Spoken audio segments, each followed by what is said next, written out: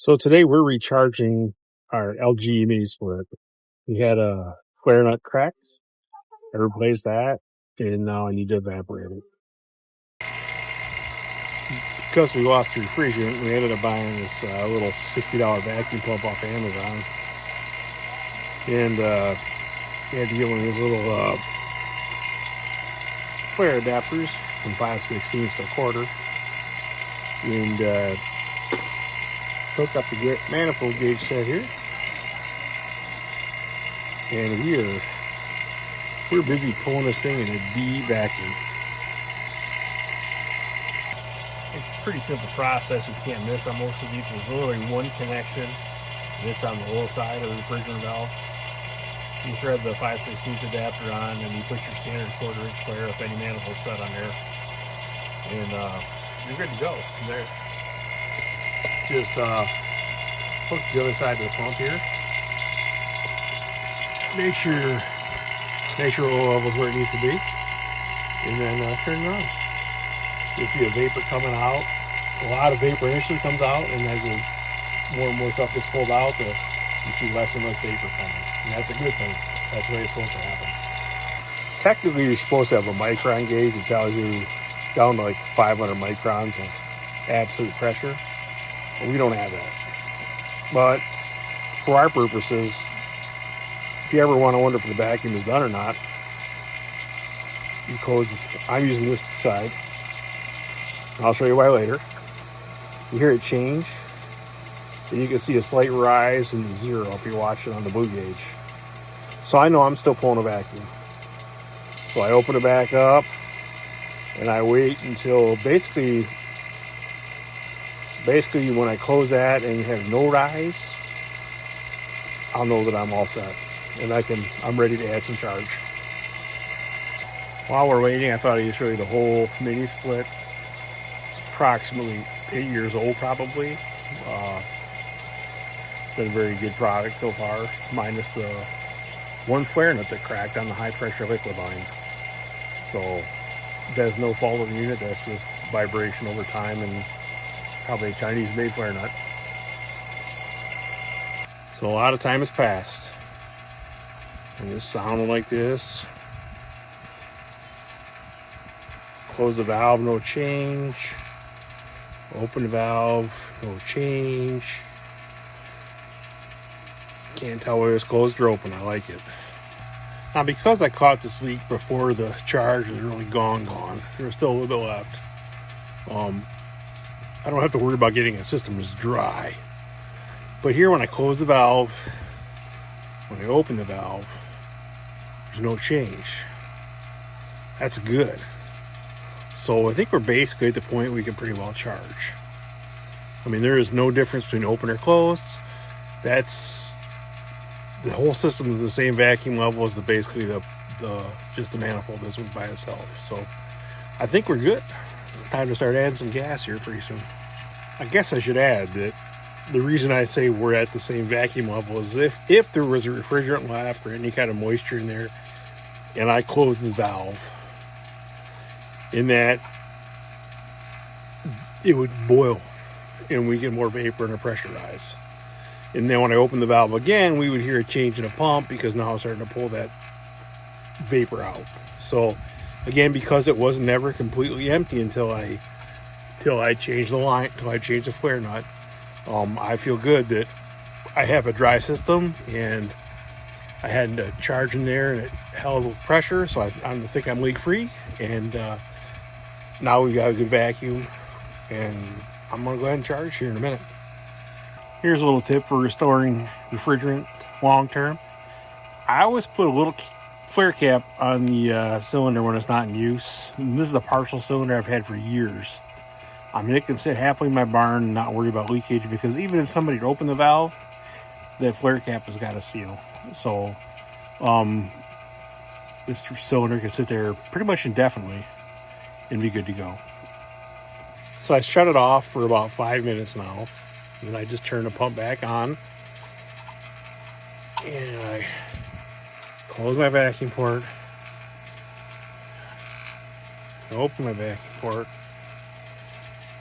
My gauge stayed down on the bottom. for 5 minutes. I feel really good about this one. We've got a solid vacuum. If I had a leak when I had it off for a few minutes, that needle would have moved up off where it's at. But I think we're good. So I've had the unit isolated for a while from the vacuum for a few minutes. Now I'm going to open. And no change. No change. Couldn't tell when I opened the valve, couldn't tell when I closed the valve. Sounds the same. And it sat there for 5 minutes, so I think we're good to go. I'm going to put some gas in. Okay, I have my assistant here. Zero it, press the 0 button, hold it. Now we're going to put liquid in. It's this simple.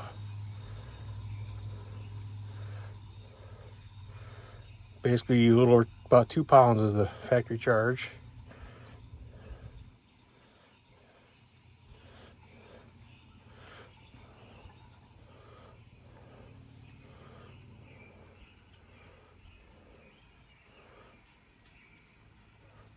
Well, I got to get it on the frame, Jed, where I can see it. Down, down, down. So it's taking 1.3, 1.4. I need 2. Come on, go to 2. Let's go. When I get to 2 pounds, I'm fully charged. So takes 32 ounces and oh, stop. Whoa, a little overcharged. We'll get her. All right. So I have 2.2 pounds. We'll probably trim that a touch when we disconnect the hoses. So some of that is going to be in my blue hose. I got 5 feet of hose there. So I should be 2 pounds. I'm 2.2. Probably slight overcharge, but success. See how easy that sucked that gas in? We're good to go. Now I'm going to disconnect hoses and put the cap back on, and we should be ready to run. I will pause this and come back. Just to clarify, I misspoke. I actually sucked liquid in. Notice the cylinder's inverted. It didn't actually suck gas in. I sucked liquid refrigerant in to the suction side. So we are going to... that's the important thing to know, is that when you have them upside down like this, you are actually filling with liquid, not with gas, because there's more than one refrigerant here blended in a 410A, and they evaporate at slightly different rates. So it's important to charge liquid in these, not vapor. So as you saw in the video, that little Orion Motor Technologies vacuum pump did a nice job. It pulled that down. I didn't have a micron gauge on it, but I'm not building a spaceship either. I had a system that was never open without a charge for any length of time, and I feel like I pulled a good enough vacuum for an 8-year-old LG air conditioner. So, and my vacuum held for a few minutes on the gauge, and so I'm gonna say a little over $60. It was a good purchase. So I think they're quite serviceable. Came with the oil, came with a pair of gloves, and everything you need to hook it on a gauge set and pump.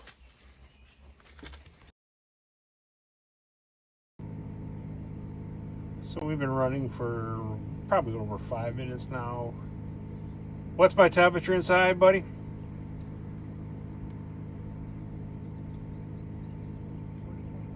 What is it? 40.6, 40.7. So I'm 40.6, 40.7 discharge on my indoor unit. And I'm rated about 100 pounds of suction pressure. So we're making 110 degrees of superheat right now.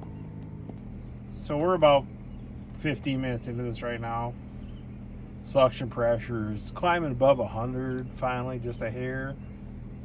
72 degree entering and 42 degree leaving the coil inside. So we're getting a 30 degree delta T on the coil. 72 in, 42 out.